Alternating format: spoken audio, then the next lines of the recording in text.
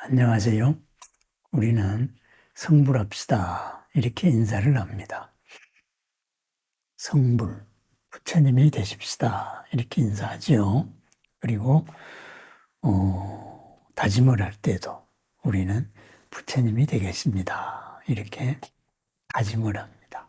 그래서 사홍서원도, 중생무변서원도, 번뇌무진서원단, 중생을 모두 다 건지고 모든 번뇌를 모두 풀어서 해탈하겠습니다.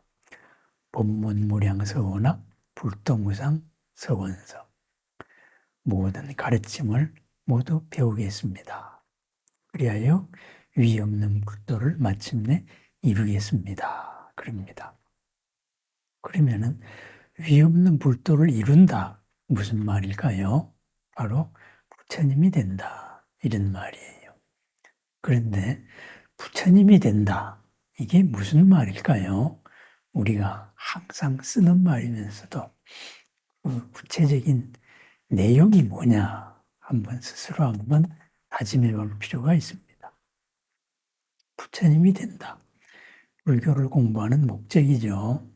불교를 공부하는 목적으로 부처님께서 하신 말씀이 뭘까요? 바로 불법을 설해야 하는 이유였습니다. 그것이 모든 사람과 모든 천신의 이로움과 평안을 위해서입니다. 그리고 모든 우리들의 삶이 처음도 중간도 끝도 훌륭하기를 바라는 마음이었습니다. 그렇습니다. 부처님이 된다 했을 때 첫 번째가 바로 나에게도 남에게도 이롭고 평안해야 됩니다. 상대방을 이롭게 한다고 하면서 상대방을 불안하게 한다면은 그것은 부처가 되는 게 아니지요. 부처가 되는 것도 아니고 부처님으로 나아가는 그러한 올바른 길도 아니다. 이렇게 될 겁니다. 그렇다면은 부처님에 대해서 한 번 더 생각해 봅니다. 뭘까요? 그래서 옛사람들도 똑같은 고민을 했습니다. 그것이 바로 부처님의 10가지 그 특징이다. 해서 10가지의 다른 이름이었습니다. 부처님, 그죠? 열애라 그러죠. 열애, 타타가타. 타타라는 말은 있는 그대로라는 뜻도 있고, 그리고 진실이라는 뜻도 있습니다. 그리고 가타, 그것은 이제 오셨다 이거죠. 그렇습니다. 있는 그대로에서 왔다. 진실 그대로에서 왔다. 또는 가타라는 말은 같다라는 말하고도 같습니다. 진실 그대로에 갔다. 뭘까요? 항상 있는 그대로에 바르게 대응해서 산다. 제자리에서 진실에서 움직이지 않기 때문에 부동하기 때문에 온 것이기도 하고 간 것이기도 합니다. 진실에서 있는 그대로를 항상 대응하는 삶입니다. 있는 그대로를 대응한다. 뭘까요? 나의 프리즘으로, 나의 색안경으로 세상을 재단하지 않는다. 그 말이죠. 그죠? 세상을 있는 그대로 파악하려고 노력하고, 있는 그대로에서 나도, 남도 이롭고 평안한 길을 찾아 나가는 것. 그것이 바로 열애가 세상을 살아가는 뜻입니다. 그죠? 그렇다면 나는 지금 얼마나 있는 그대로로 나의 관념을 고집하지 않고 나도 남도 이롭고 무엇보다도 평안하게 해주고 있는가, 두려움이 없도록 해주고 있는가 살펴볼 일입니다. 그것이 부처님이 된다, 부처님으로 살아간다는 첫 번째 의미가 될 거예요. 그럼 두 번째는 응공입니다. 응공. 마땅히 공양받을 만한 사람이다. 그렇죠. 존경받을 만한 사람이죠. 왜 마땅히 공양받아야 할까요? 공양받을 충분한 가치가 있다. 왜 그럴까요? 그 공양으로서 공양을 올리는 사람이 비롭고 평안하기 때문입니다. 공양을 올렸는데 아무런 관계가 없다. 그러면은 그것은 공양을 올린 의미가 없겠지요. 시주의 돈을 받아먹고 시주의 오시물을 받고 내가 베푸는 게 없다면 그게 어째서 공양할 가치가 있는 것일까요? 공양할 가치가 있는 분, 바로 공양함으로써 나도 이롭고 평안하기 때문입니다. 그렇습니다. 부처님이 되십시오. 부처님으로 사는 두 번째 의미, 내가 공양받을 만한가? 남에게서 무엇을 받을 만한가?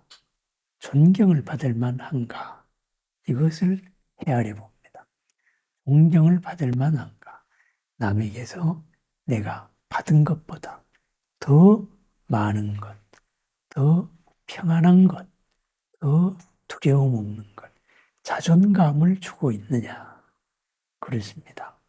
응공, 공양받을 만한 분은 상대방 또한 공양받을 만하게 자존감을 주고 있는 분입니다. 자존감을 준다. 나는 지금 얼마나 자존감을 주고 있을까요? 얼마나 두려움 없음을 주고 있을까요? 그것이 평안함을 주는 겁니다.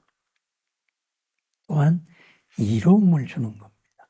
있는 그대로에서 지금 이 자리에서 이 사람에게 이로운 일은 뭔가, 나에게 이로운 일은 무엇인가, 그것을 항상 알아차리는 사람입니다. 세 번째의 부처님 이름, 정변지입니다. 정변지, 완전함, 발음을 두루두루 그리고 아는 것입니다. 그렇습니다. 우리가 무엇을 알고 있는데 다 알고 있어요. 그것을 바르게 알고 있느냐, 그 바른 가르침으로 두루두루 알고 있느냐, 이 바른 가르침이 완전하냐, 완전한 알미냐, 바로 그것이 정변지입니다. 완전하게 두루두루 아느냐, 무슨 말일까요? 우리는 항상 입체적인 이 3차원 공간에서 평면만을 봅니다. 어떤 사람의 앞모습은 볼 수 있을지언정 어떤 사람의 뒷모습은 보지 못합니다. 앞면과 뒷면을 동시에 보지 못한다. 이거죠. 앞면만 본다. 그럼 바르게 아는 게 아니죠. 완전하게 아는 게 아니고 두루 아는 것도 아닙니다. 옆면을 보지 않고 그리고 뒷면을 보지 않았을 때 그것은 바른 알미 아닙니다. 그렇습니다. 어떤 기준에 의해 가지고 아는 것, 바로 앞면만 바라봅니다. 옆면도 바라보고 뒷면도 바라보고 위도 보고 아래도 보고 그것이 정변지입니다. 바르게 완전하게 두루두루 아는 지혜입니다. 무엇을 그렇게 알아야 하나요? 부처님 자신을 그렇게 완전하게 압니다. 그리고 나와 마주하는 상대방에 대해서도 그렇게 알려고 노력합니다. 우리가 부처님이 된다. 그죠? 부처님이 된다는 의미 한번 살펴봤습니다. 부처님의 이름으로 살펴봤습니다. 그것은 무엇일까요?